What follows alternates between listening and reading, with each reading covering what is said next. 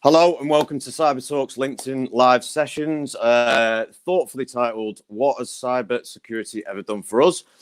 We're going to be challenging the current situation, suggest options, where we go in the future. But first off, I wanted to do a bit of housekeeping. All the views of the people that are on the show are their own. And it's pre-watershed, so Ian, you know what that means. I'd firstly like to thank CyberTalks and the lead sponsor, CyberSmart. Thank you very much for making sure that we can get this show organised. Now today, I'm joined by two astute gents, but before that, I just want to make sure that we can show the video of CyberSmart and what they're about and what they do for this show.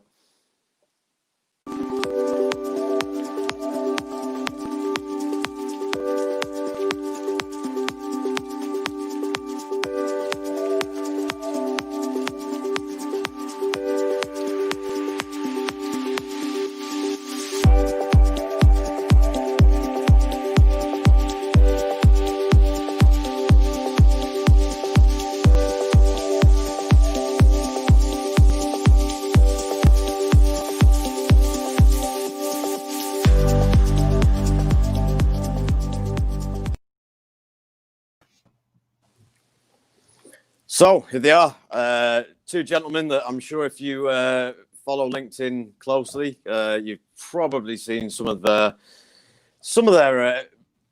They're quite fun. I think this will be a really good fun session with some really serious content and professional content, but it's designed to get us thinking about where we are, how we've got here, and how we've got it right and how we've got it wrong. I think is probably the best way of putting it. So without further ado, please introduce yourselves. The man with the great beard. Can you start us off? Me? Oh, I see. It's not Stu, mate. Good afternoon, good evening, good morning, whatever you may be. My name's Ian Murphy. I am the VP and co-founder of LMNTRIX and also LinkedIn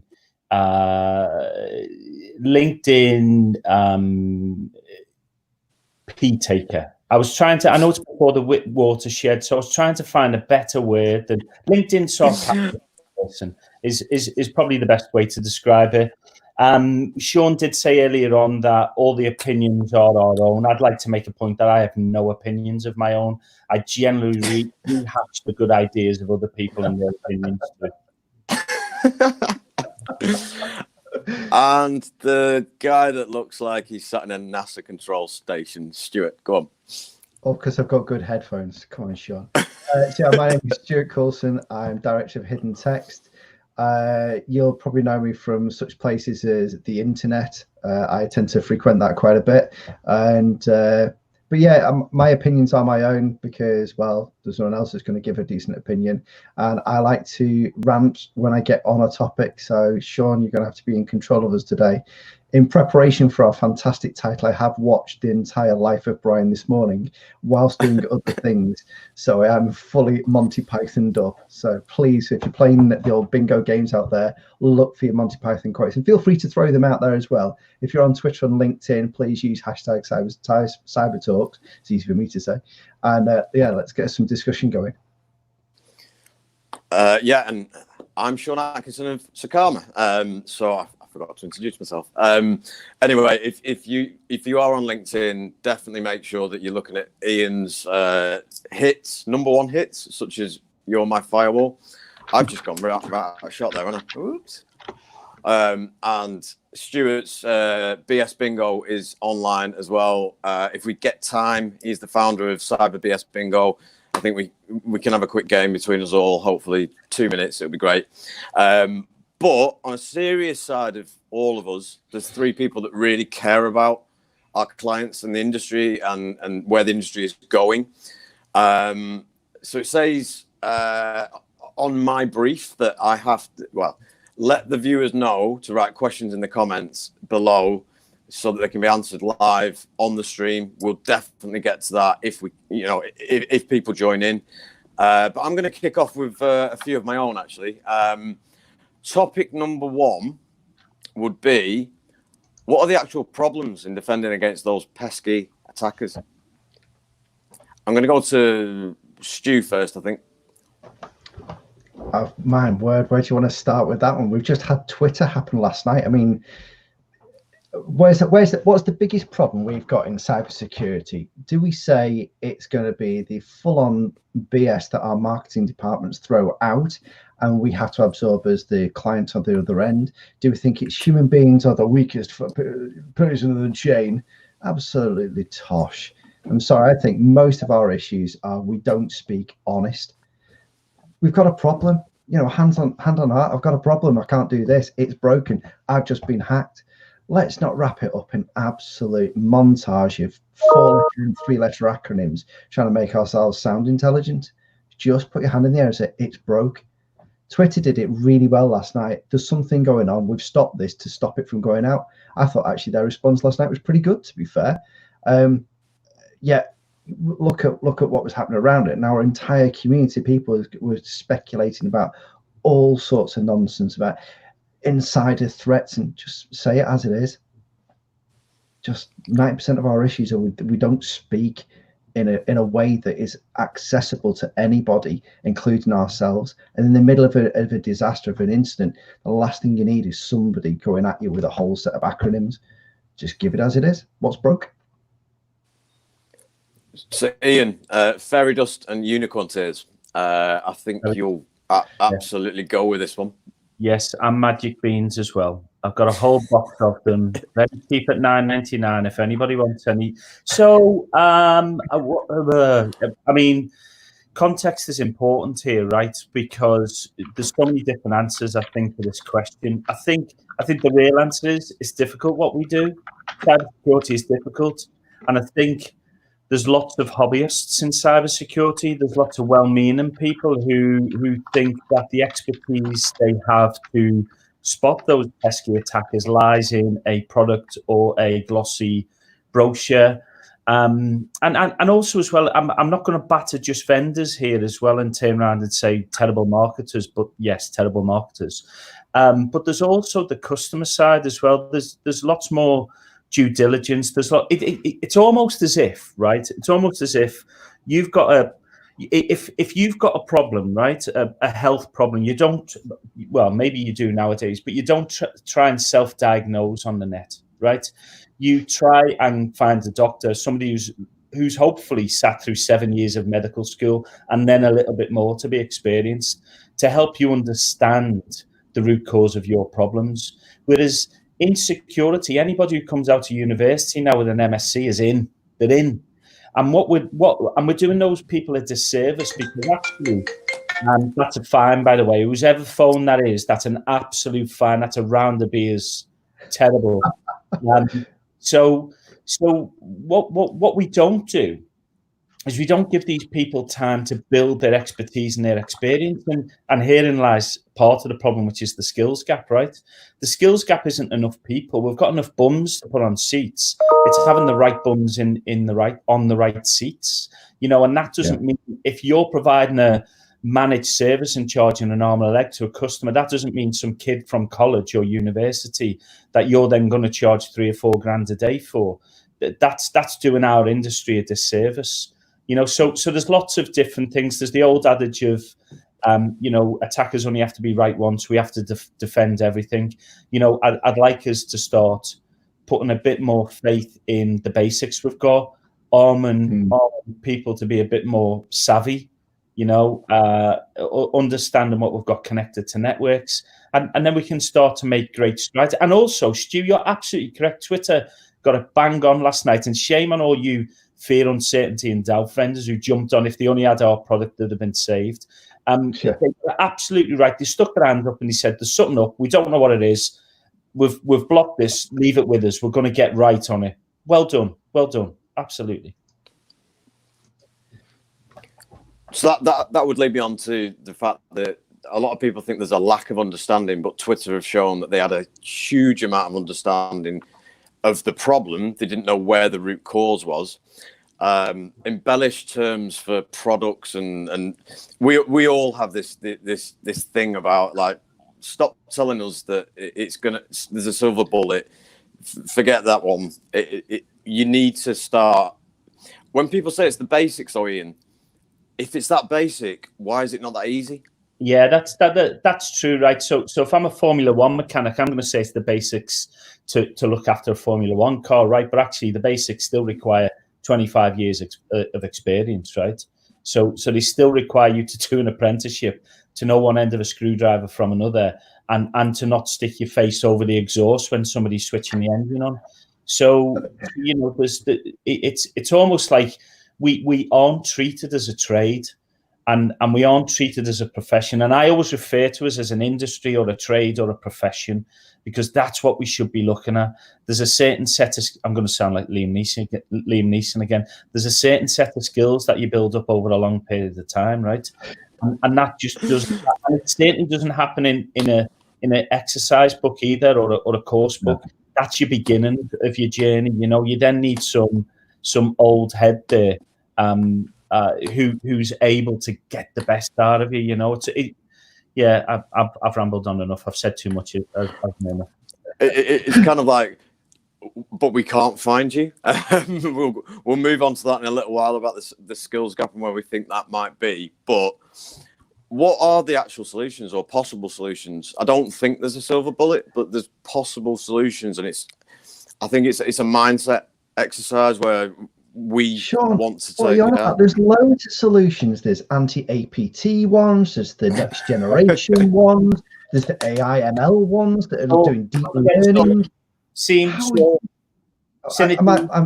My automated scene with my virtual SOC analysts are doing fantastic today. What are you on about? I've got a million different tools to solve your problem, Sean. Mate, you missed AI. So taking a step back, Stu, where do you think the solutions could come from? Start right back, 1980, 1990. You got a Windows 3.11 for Workgroups box. What was the first thing you did? You segregated it. Number one, your admin could only access certain things. We did fundamentals and basics. But the more our industry grew, more technology grew, more bells, whistles, and shiny cyber LEDs appeared on the horizon, we kind of forgot how to do simple stuff. The amount of times I've seen logging creds for, you go on a client site and they give you creds for something, and it's an admin. You're in, why?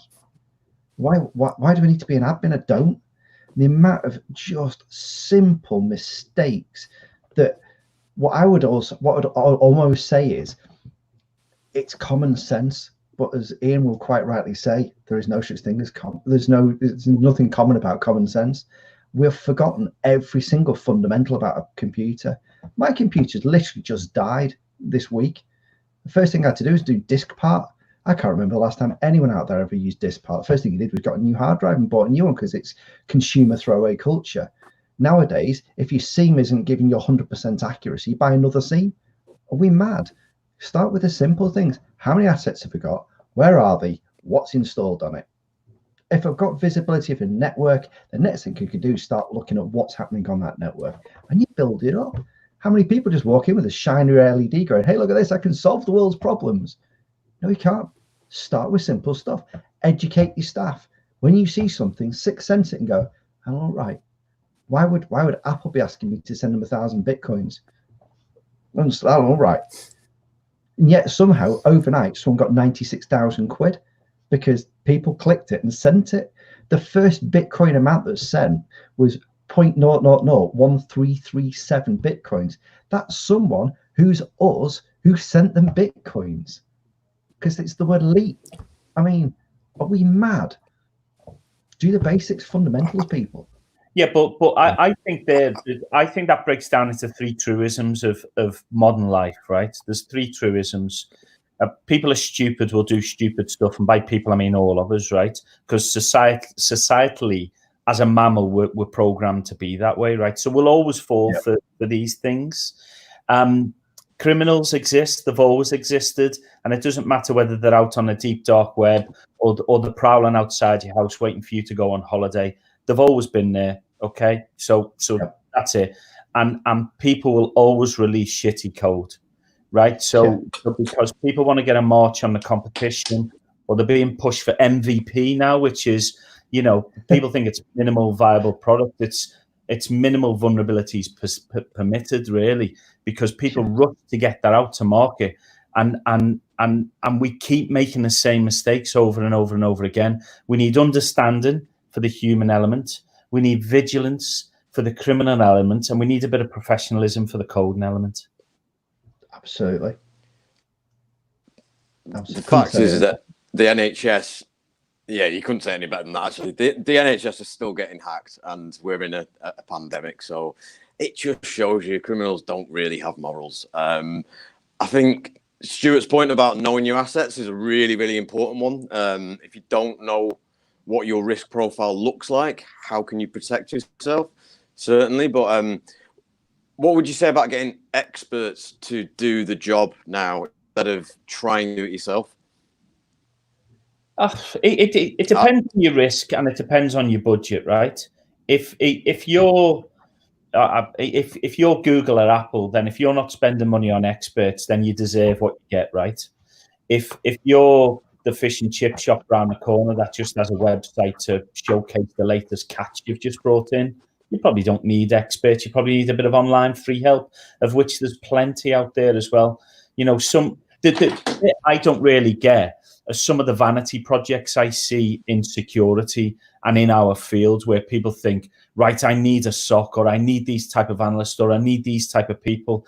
And I'm thinking, you make shoes, just get on with making shoes, you know, and let the experts do that. Either buy it in, or realize if you're going to train people up to be those experts and analysts, they're probably going to leave you because you're paying them shitty money, right? So, you know, it's about budget, and it's about risk, really. I think where I was alluding to, Stu, there is that the NCSC provides some fantastic guidance that people might not use at a level that realistically, like you've just used a really good example there, Ian. You know, a small local business owner does they don't need to spend thousands and thousands of pounds using experts. However, there's a lot of experts out there, I think, that are giving information based on the one page that the marketing team produced. What's your feelings on that, mate? Absolutely. I mean, I can't advocate NCSC more than what they're doing. They literally turned a corner probably about a year and a half ago, and their new comms that they're doing is staggeringly good. Any small business right now has no excuse to not get it right. So I've been helping a primary school out with some stuff. First thing I did, NCSC, go read the infographics, go read the basics. Can you fulfill any of this yourself? You've got to have the journey yourself. You know, to go back to what Ian said, if you're a shoe shop, you've got to have someone who understands a little bit of security on your side, because that's you starting. They've got to be on their own journey as an organization to do that. They've got to understand the basics. Start with the simple stuff. All right, yes, you go to our vendor community and they'll always give you a white paper, but that's too far down the line. A white paper is way too advanced technologies and terminology that you need when you're doing something simple like, where do I stick a firewall in a chain of servers? What do we need to secure a website with? Start with the simple stuff. I think what I have a problem with it, and the big beef with some of our vendors in the industry, and I'll start with them first, and I'll bash everyone else in a moment, is that the vendors like to write marketing terms because it's good for keywords for Google, and it rises them up a rank. I'm sorry, but I can play BS bingo all day with what you do, every single day, and you will get embarrassed by the end of it, and you go, yeah, I got 99% of my marketing was just pure bingo words. But somehow that's not effective, because the customer on the other end needs to just know, where do I stick it? What do I plug in? Go back to what I was saying before. I mean, I feel like I'm, you know, to quote people on John Major now, go back to basics. Step one, what's my asset base? Step two, how do I secure it? If you're a shoe shop, I've got one till, I've got a mobile phone, and I've got my Office 365 installation sat on my laptop. Okay, well, what do we do next? I can show you a million vendors, and none of them will answer that question. They'll sell me £600,000 solutions. Show me the basics. And it doesn't matter the size of the organization, just start with the basics. Rant. Or £600,000 of shoes. Shoe. You can get 600 grand for shoes, you'd be all right, wouldn't you? Right, you're welcome. I think from perspective then, how do we look at standards? What standards actually matter? I've seen a few, like the IoT standard that's just come out recently. You mentioned NCSC. The communications is absolutely 10 times the last 5 years, in my opinion. They are doing some really cool stuff. In terms of standards, possibly / certifications, what's your views on that? Ian, you're up.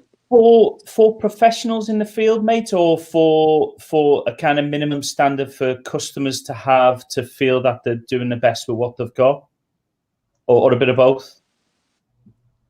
Context of the question, sorry, I didn't fully follow. Are you talking about for us as professionals or for organizations to get a minimum standard? Standards in terms of the frameworks that either governments or individual industries might put in place. That, I suppose, we mentioned baselines before, we mentioned the basics, we mentioned foundations. There's an awful lot of things that companies have to do now, and I was really interested in actually what your thoughts are on those standards and how they might be better streamlined. So the idea of them is brilliant, right? The idea of them, that you can't fault it. Here's where the common sense kind of comes in, should come in. However, you then give them to a human being to implement. And what we do is we take the least path of resistance. We try and get things done quickly. We try and get them done at minimum cost most of the time. And we get ourselves into a bit of a tiz. And actually the standard or the compliance bit acts as a ceiling to hit. It doesn't act as a continual improvement, maturity type of thing. And I think that's what, again, using an analogy, it's almost like a sports star, right? If I want to get to the top of my field, I don't just want to sprint at a certain pace. I want to sprint faster than everybody else. So I need to train continuously to get better at that. And you're right about NCSC, by the way, at that kind of lower, not even at the lower end, at the bigger end of the market, you still find organizations not doing some of the suggestions that they offer. But I think if we use standards as a, hey, do this, here's a paint by numbers way to be secure, I think we're gonna end up conversely or inversely making it more insecure for a lot of people, because they'll think there's a false sense of security there. And I think where we need to be going moving forward is not the adherence to certain standards or getting ticks in boxes. Again, it's having experienced people guide you along that route to understanding what's the best bang for the buck for your business and what the risk is and what the budget is you've got, instead of just, hey, get this certification and away we go. Yeah, absolutely. Stu, from a training perspective, do you think it comes from within? Absolutely. So I would always advocate to any organization, start before you even step up to the plate of being an organization. I did it myself. So the first thing I said was, number one, ISO 9001. Can I make a quality product repeatably? So if you come to my organization, you want to get something out of my business, I have a quality product and I know how I do it, all the steps in the chain. I'm not ISO 9001. I know the standard pretty well. I'm a lead auditor in it. But then the next thing to do is wrap 27 around it. So I kind of make it securely and handle all the data within it in that pipeline securely. The third thing to do is cyber essentials. I know it gets poo-pooed as being the basic standard. Why are you doing that for? Well, yeah, if you're someone like a massive Apple or a Google, yeah, you're right. You shouldn't be anywhere near that standard. But if you can't pass the basic tests of cyber essentials, give up, start again. You've got your business wrong. So cyber essentials, ISO 9, ISO 27, if you've got them three in place, you are in a healthy place. You understand your business, you understand your data flow, and you understand the basics mechanics of security. Tick, tick, tick. But security does not, so compliance doesn't equal security. Security is just a pathway of you that you're on. And secure is that holy nirvana right at the far end of it that says, no one can hack me. And we know that that's impossible. You're on a journey towards it, and every day you chip away at that block and you knock something else out to reduce your footprint, etc. But compliance won't make you secure. The amount of organizations that are ticking box, there you go, I'm good. No, you're not. And that's the problem with the compliance side of things. And actually that view of the horizon always keeps moving further away. So you get a step closer, it moves a step further away. It's kind of like that arms race, attackers have a new technique. We try and come up to that level. They get a new technique. We very rarely take that jump above them, no matter what vendors tell you. We very rarely do that, right? We're always playing practice games. Absolutely. There are thousands of ISO accreditations you can sign up to today. Literally business continuity, 2701 basic ISMS frameworks, thousands of them. You will never be secure at the end of it. You can be compliant to every one of them, and you'll still get hacked because someone sends you an email. And just a shout out, Mike. Mike Thompson's watching as well. You're right. Compliance doesn't equal security, man. Yep. So the controversy is going to start right here. Hopefully everyone can still hear me because I've just struggled hearing the two chaps there. But does the role of the soul actually exist? I'm going to sort my router out. Was that a euphemism? I've never heard that before. Oh, well, actually, I had Australia. Did you? Australia, but router has it, or router has a different meaning in Australia, right?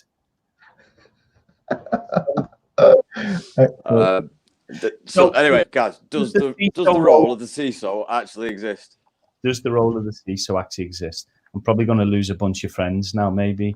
I think for those that do it really well, yes, it definitely does. Leaving this one. Yeah, no. Those that do it really well, for the handful of those that do it really, really, really well, yes, of course it does. And they've created a pathway for security to be discussed at the executive board. I think for a lot of companies still use it as a glorified IT director or for somebody to beat up when the thing goes bad. But really, there's still some of them a minister without portfolio in my mind, where they don't get invited to the board Christmas party. They don't get invited to the board full meeting. They get 5 minutes to present the metrics that they scan CSO online for to show what the best metrics a CISO should use to a board. So I think for those people, it doesn't exist. And I think. I think also as well for certain ones as well, I see this on LinkedIn quite often about them moaning that they get battered by vendors approaching. What do you think vendors are going to do, by the way? You're a chief security person. You're the person who potentially has to sign the budget off. Of course, they're going to batter you. If you don't like that, take yourself off LinkedIn, right? Or don't be a CISO, because you're going to get battered by that all the time. Just weed out the nonsense and understand what it is that you're looking for, and don't be so rude to vendors who don't get it right all the time, because similarly as we will batter vendors, you guys also need to listen to that side of it as well to fully understand that vendors have a tough job as well, and you just batting them off of that's a terrible way to approach me is slightly God complex like. Yep, absolutely right. See, it was me who put the first statement in about this when we initially started talking about it. Does the CISO role ever even exist? And I'll tell you why I came up with that. I want you to go back 5-10 years ago. There were no CISOs. There was an MD, there was a board of directors, there was a C-suite, which included some IT director who looked generally bored in a corner. The CISO was almost like a fictitious role that just appeared. And my problem that I have with the CISO role is the unicorns that sit on these positions right now and their self-righteous little ivory pillars, most of them that I've had bad conversations with, I'm not going to say it's every one of them, bad conversations with, they all seem to think that there's some God-given right to say what should and shouldn't actually happen in a business. No, you shouldn't. It's not your job. Your job is Chief Information Security Officer. You're securing information. Go do your job. And if you've got a vendor who's come to you and said, hey, listen, I've got this solution, give them 30 seconds. If it's in your ballpark, you should listen to it, because it might be better. It might be more appropriate. And you know what? You might learn something for a change. The problem that I'm seeing a lot is CISOs, they got to that grand position with a big C at the front and they stop learning. You talk to anyone about AWS and all the cloud technology, and they kind of look at it a little bit scared because they don't fully understand it. You've got a guy who does that for them. Whose doorbell's that as well? That's another time. Not mine. Not my doorbell. That's my Sean. come in. So Peter's right. I think from my perspective, how I've always looked at it is as long as you've got something to talk to somebody about that's going to essentially give them some value, I think it's you're right to go and talk to them and make sure, you know, if they don't know about it, then it might be a problem that they've thought about that they can't solve.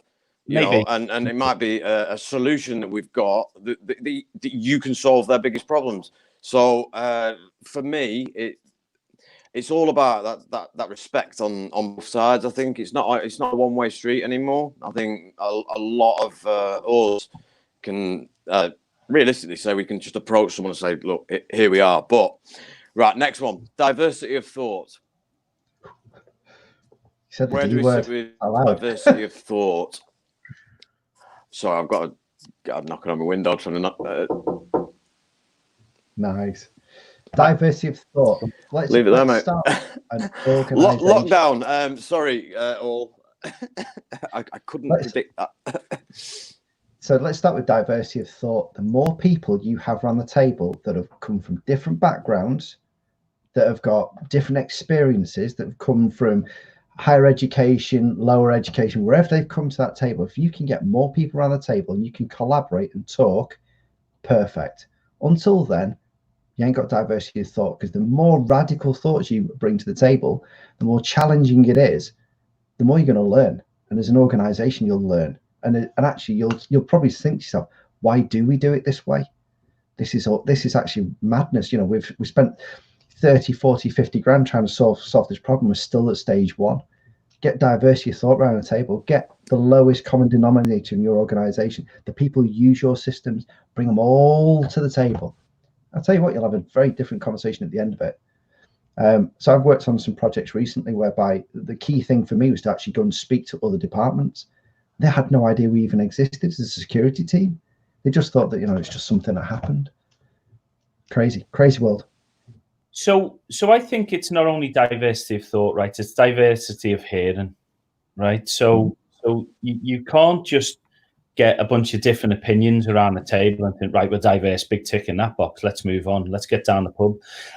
Although that's not a bad idea. But it's the diversity of hearing, right? It's understanding and listening to people from different backgrounds and different upbringings and different schooling and different experiences. You know, and on the face of it, that could be 4 middle-aged white blokes, right? It could be, and bear with me on this, it could be, but they could have a bunch of experiences and backgrounds that are so diverse and so unknown that they, you know, but I'm not saying it has to be four middle-aged white guys, right? But I think it's the old don't judge a book by a cover. There has to be lots of different opinions, lots of different backgrounds, and lots of different views. You know, male, female, different backgrounds, different countries, different ethnicities, different religious views, different. You know, all of that good stuff has to come into it. But I think you shouldn't just do it to tick boxes.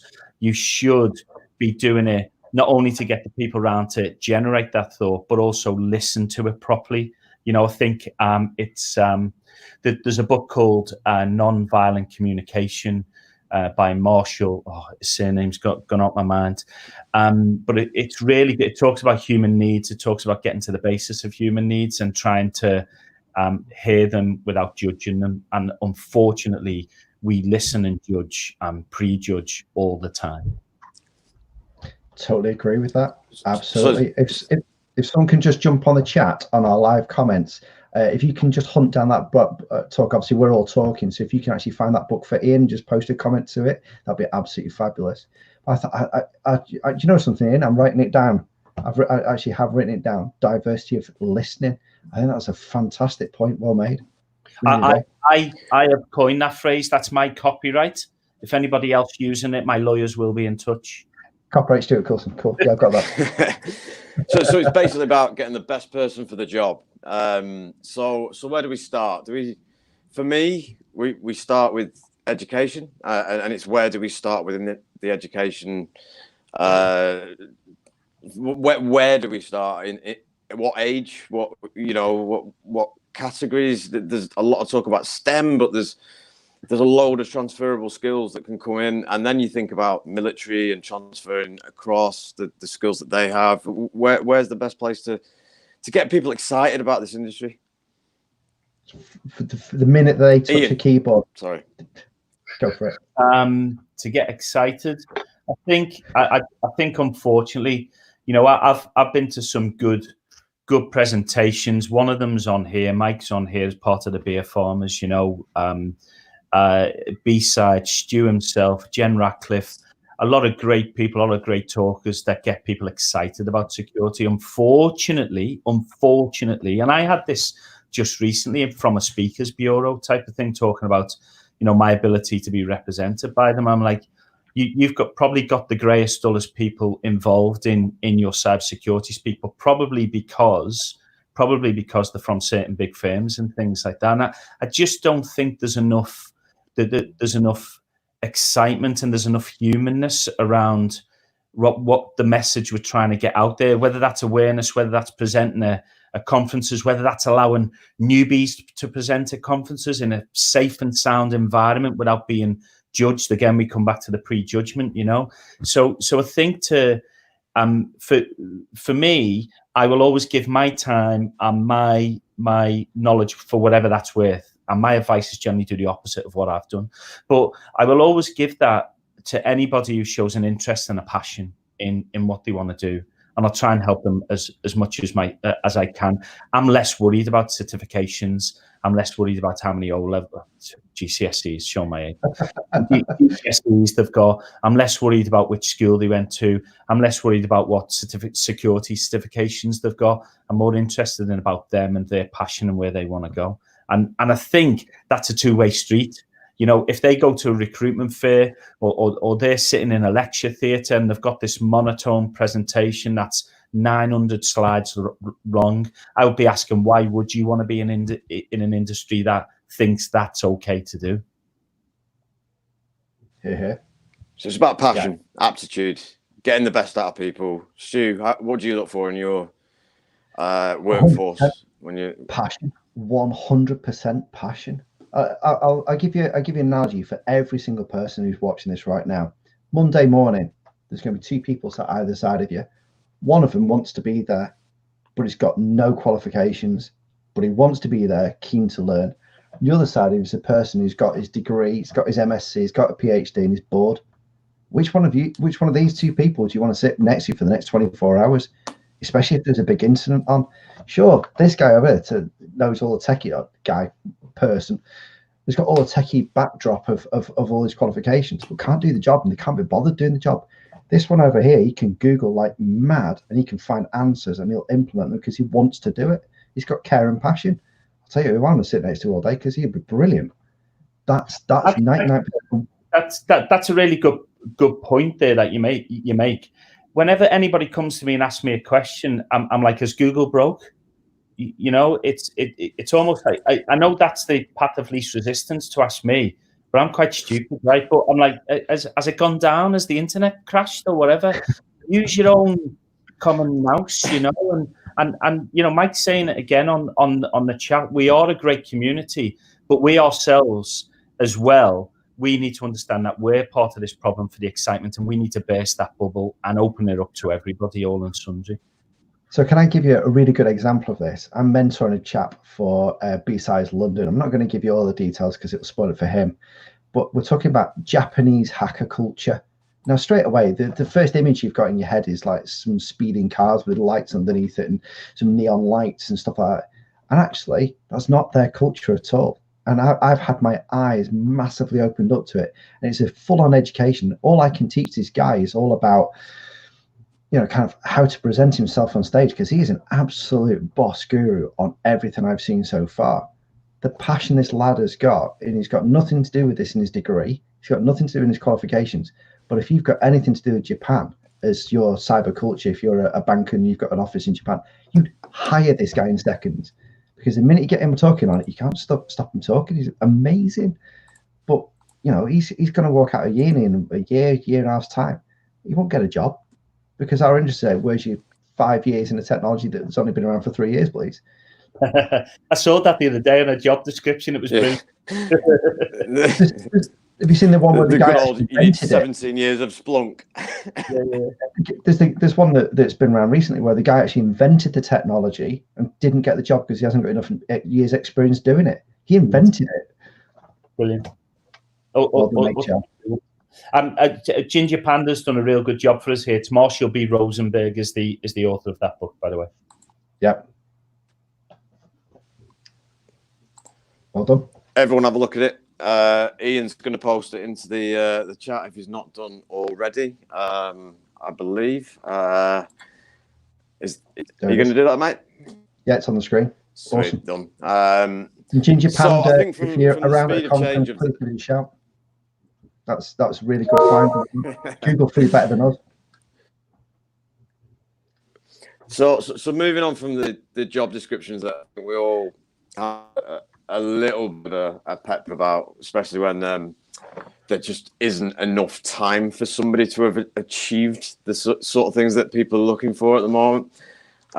What is your biggest pet peeve, Stuart Coulson? Where do you want me to start? I get annoyed at our industry daily by the nonsense I see. I've got people out there who think they're experts talking about topics they shouldn't be. We've got vendors who seem to just fall into acronym city and think that's appropriate for as a language pattern. And our world gets hacked. I'll post it to you guys. In 2007, I did a presentation that, security is dead, long live the hacker. That was in 2007. Do you know what? Every issue I wrote on that slide deck still exists today. Every issue. Passwords are still rubbish. SQL injections happen every single day. Why can we just not learn? Why have I got vendors trying to sell multi-million-pound solutions and we still have a problem with passwords, SQL injections? OWASP top 10. You're having a laugh with an OWASP top 10, aren't you? We can't even do the OWASP top 1. Just come on, people. Wake up, smell the coffee and do some stuff that works.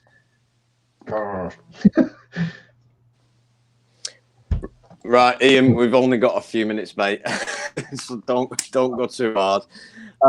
What's your pet peeve, sir? One pet peeve. Oh gosh, what's my one pet peeve?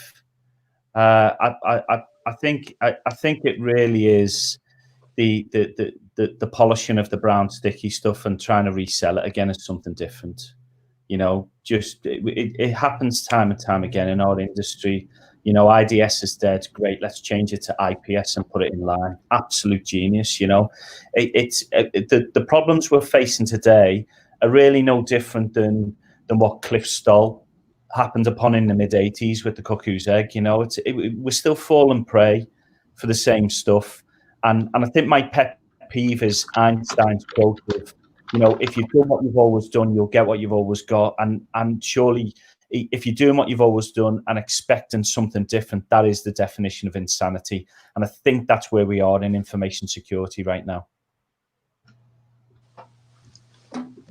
Yeah, I think my biggest pet peeve has always been secure development lifecycle, and the amount people talk about it but don't actually do anything about it. Like, the best projects we could ever have is give us as much information up front so that we can test incrementally across development sprints, and always just end up getting a security test at the end, which takes more time. It might delay a project going live, whereas really if we just got it up front, it would have just saved so much hassle and built so much better, I think, code and relation project goes along. So I just thought I'd chip in there with my own. But last thing I want to chat about, because I think we need to call this a day at some point very soon, is what do you reckon the most important skills are now to have in cybersecurity? Ian? Listening. We just don't do it. And I'm guilty of it as well. I'll go into a meeting with the idea of selling stuff or trying to provide somebody a solution. I've already got the solution in my head. I haven't heard what the person's saying to me. And we just don't listen. We just don't listen to the customer. The customer doesn't listen to us. We're both forcing our agenda on each other. And sometimes it happens and sometimes it doesn't. And I think, we need to improve those type of techniques. I really do. I know it's not really geeky Cool. security natured, but you know, that's what I think. Stu, do you want to jump in?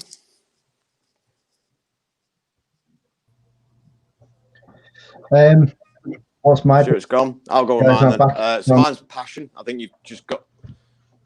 Oh, you're back. You're back. Go on. Yeah, my big one I would say is authenticity. It's a big word, and what I mean by it is stop trying to do stuff that you don't know how to do. Don't fake it to make it. Just come out with what you know best and be an expert at what you know best. I had a conversation with someone recently about one of the things we have a problem with in cybersecurity, which is where people say imposter syndrome. Imposter syndrome is pretty much driven by the fact that you're talking about stuff you don't know what you're talking about. Be an expert at what you're good at. And if you don't know, go learn. It's not like you can't learn, go learn. And businesses need to be authentic to themselves as well. If you're not good at cybersecurity, go away, learn, come back to the table when you've actually learned. In all honesty, the amount of unauthentic stuff I see now is just ridiculous. You know, why do I make cyber bingo? Because of inauthentic companies who say these random words saying that, you know, put it together, it looks good. No, it doesn't. We see through it every single day. Be authentic to yourself, be authentic through your business, and you will get customers, you will get business done, you will be secure.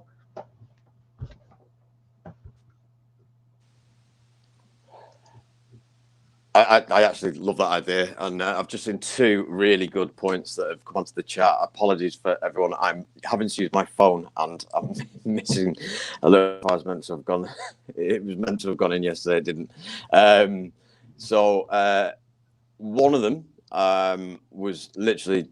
We go back to the diversity of listening, Ian. That's a really, really poignant point that I'd never thought of. So when we think about that and how do we get those new ideas then, and who's going to listen? And I do apologise for just throwing that at you, Ian, but I think it's a really good point to go on, and then we'll finish off shortly. Talk to everyone. So have content written by non-security folk. Get out, you know, as Mike mentioned in the chat earlier on, get out the bubble, go and see people, go and talk to them, treat people as human beings, cross that street from the arrogant security know-it-all to the, what is your, you know, what is the problem with security that you're facing? Let's talk about that, and again, listen to them, but talk to everyone. You know, you hear stories of Sir Alex Ferguson, who knew the tea ladies at the Cliff United's training ground, or you know, he made time for those people. Nobody was bigger than the club, and I think that's the problem we've got in security. We all think we're bigger than the club, and we need to drop that arrogance, and we need to get out and we need to go and talk to people and listen to them. Well said. I would absolutely agree. Fan that killed me telling the story about Sir Alex Ferguson, but that's just for you, mate. That's just for you. Do you know, it's the first time I haven't actually just gone at you because it was perfectly valid.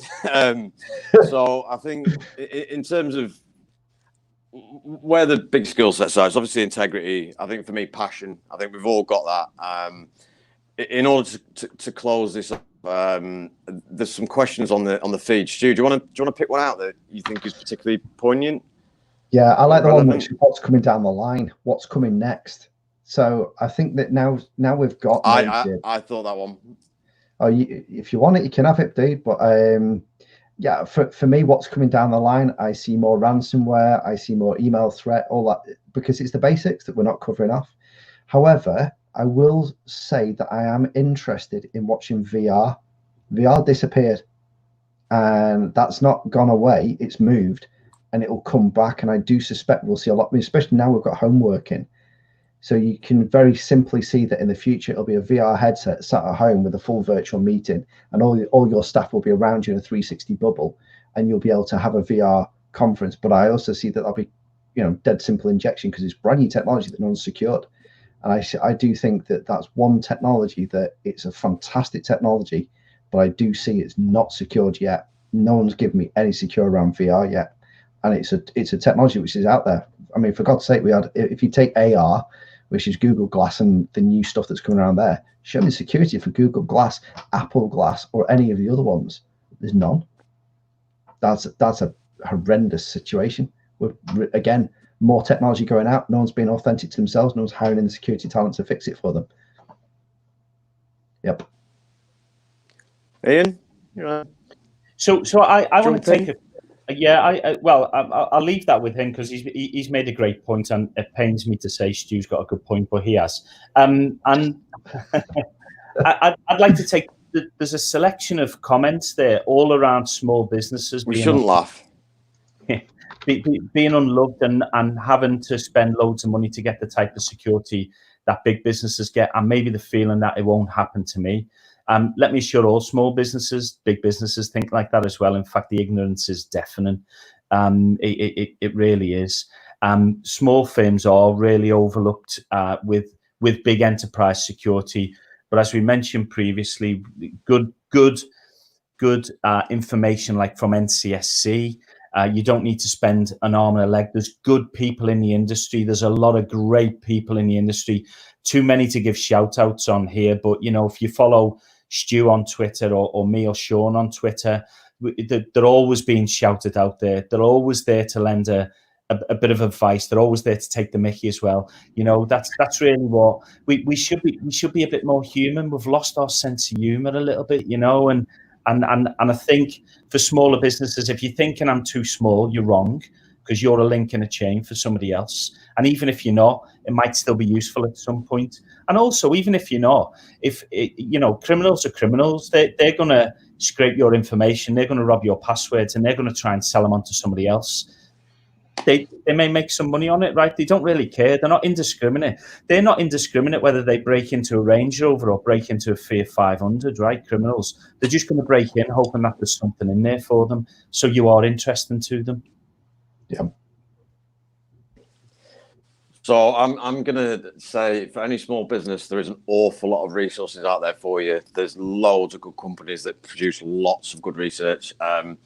I think from my perspective, the next big threat is obviously the IoT, which is a phrase that I really don't like because it doesn't really mean an awful lot. But if you connect everything to everything and you put it at a height that it's not my idea of fun playing on the motorway at 11 o'clock at night, but they've just put the smart motorway boxes at a height you can play with because you health and safety. You might be able to cause havoc, you might not, but if you can stop a city working at the moment, I don't think it's that big a deal. But these things have been going on for a long time to really think about how do we connect to all the things, not just the Internet of Things. It's your smart toothbrush through to your smart fridge, through to your smart car charger, through to your smart car. All these things are starting to get so connected. I think that's really where we need to focus an awful lot. And that isn't just a corporate problem. That's now a personal problem. And educating personal or individuals, I think will help us get much better. It should follow suit. It might not, but you would think so. I'm going to have to wrap this up because we've only got an hour. I hope everybody has taken at least something from where some commercial people sit in the cybersecurity industry that I think are now becoming some of the most important people, because good ones realistically will help you solve your problems. Good technical will be the ones that the good ones recognize solve your problems. The diversity of thought thing I thought was brilliant. The next big threats. Thank you for your questions. Really appreciate you being here. I am really hoping this video works in a minute. But Ian, thank you so much. Stuart, thank you so much. CyberTalks, it's been great. Thank you for having us. And if nothing else, just add us on LinkedIn, Twitter, and hopefully we can give you some good content. We speak our minds. That's pretty much what I would say about all three of us. So I would say thank you and ta-ra. Thanks, all.